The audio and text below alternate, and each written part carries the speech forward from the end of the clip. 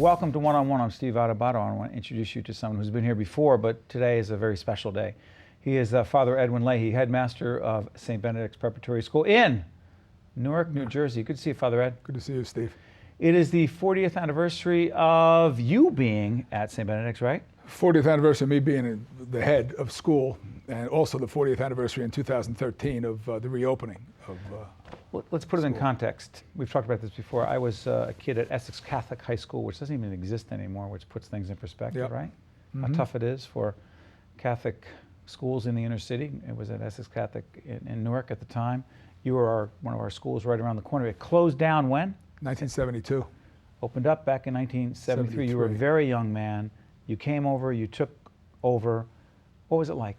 Well, at that point, when I was 26 years old, I was committed enough to thinking that the kids in town needed a quality education, and we were just going to do it, right? The roadblocks, the hurdles weren't even part of your thinking at that time. And who were the kids? Luckily, back then, yeah. Well, they're mostly kids from Newark, and my brother.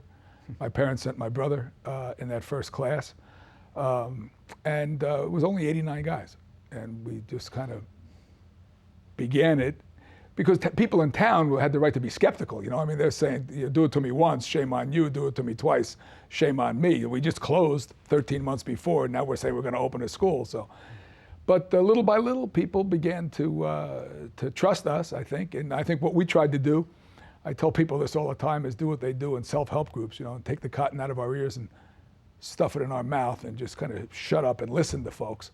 And the people in town really taught us how we might be of help to them, little by little. We should let folks know, Father Ed and I have known each other for a long time.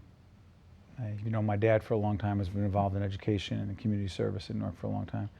He's a big fan of the work you do. We're all fans of that work, and you do it with a lot of great people. Describe for people what St. Benedict's Prep is today. Today, it's a school for young men from 11, 12 years old to 19 years old, 7th graders through 12th graders. Mostly students from Newark, Irvington, East Orange, Hillside, the metropolitan Newark area. And then a decent number of kids from around the world, as a matter of fact, because of what the people in Newark have been able to accomplish at the school. So it's a pretty diverse community. The amazing thing to me is what happens there every day. I don't know quite how, and I don't want to analyze it because that's how I think you can foul things up. But you have predominantly Christian kids, lots of whom, I mean, probably half of whom are Catholic, and then a Jewish population, small, and a Muslim population. And somehow they study together, recreate together, work together, where in other parts of the world we're trying to kill each other, you know. So the kids provide for me, and I hope for the town, a sense of hope and what's possible. What's possible. It's interesting how you say that. I remember when you won, on behalf of St. Benedict's, you won the Russell Berry Award for Making a Difference many years ago. And we're talking to a lot of people who have won those awards because it is, in fact, the 10th anniversary of Russ Berry's passing. Mm-hmm. And those awards for making a difference recognize people, unsung heroes. And I know you don't see yourself that way, and that's not what we'll talk about. Making a difference. What would you argue is the greatest difference since you've won that award that St. Benedict's has made, continues to make in the lives of those young men in Newark? Yeah, the difference that I think can be made is, that we make, is to give young people, especially young men who are in tremendous jeopardy in this country, period, young men, period. In particular in inner cities? Yeah, in inner cities, but I mean, you could fill universities in this country with qualified women. So we're doing affirmative action in the country in college placement, universities are, to keep their male population up. When you begin to look at ethnicity, it gets very bleak in a hurry. So to try to find African-American males, Latino males, especially Puerto Ricans' fate and situation in the country educationally is worse than African-American males. So the difference that the Russ Berry award made is it gave us a little bit more attention, number one, sure, to what we were doing. And it also gave me and us encouragement. So the fact that the Russ Berry community, and Russ was alive when I won the sure, award because sure, I was with him, was to recognize us. It encourages you, because sometimes when you're living with the sufferings that the people in Newark and its surroundings have to live with, it can wear on you, you know, so that there's people outside the city who support the work is helpful. Is enormously because you can't helpful. do it with only folks in the city. You know what's interesting? One of the things about St. Benedict's that I've seen and others who have been there see is you've often said, and you live this, is that the young people run the school. Correct. Explain that. Yeah, they run it every day. I try to stay out of their way. In fact, yesterday I can tell you I had a huge argument with the senior group leader, he's a member of the senior class who was responsible for the everyday operation of the school. And he and his leadership team had made a decision that I disagreed with, and I told him that and went on a big rant with him. And he politely listened to me. And when I was finished, he waited until I was finished, and he did exactly what he had planned with his group to do. Well, that does a lot of things. Number one, it gives a young person a sense that his voice can be heard, that he can affect change, that he doesn't have to get steamrolled by life. So if our place gets too calm for too long, you have to pick a fight somehow and hopefully you can pick ones that you're willing to lose, so that the kids get a sense that they have influence and they can make real decisions. That goes on every day. So I really try to stay out of their way as much as I can and kind of create an atmosphere for them to be successful. That's my job, not to make decisions for them. So it's a high-risk operation. What's at stake for these young men? I mean, let me put it this way. You've seen many of these young men come back. Yeah. They've gone on to great things and some haven't, right? You've seen all kinds of things. What impact do you think it's had longer term? It's anecdotal, and plus it's more than that. You have statistics to back it up. But what do you see in these young men later on, and what impact does that have on you?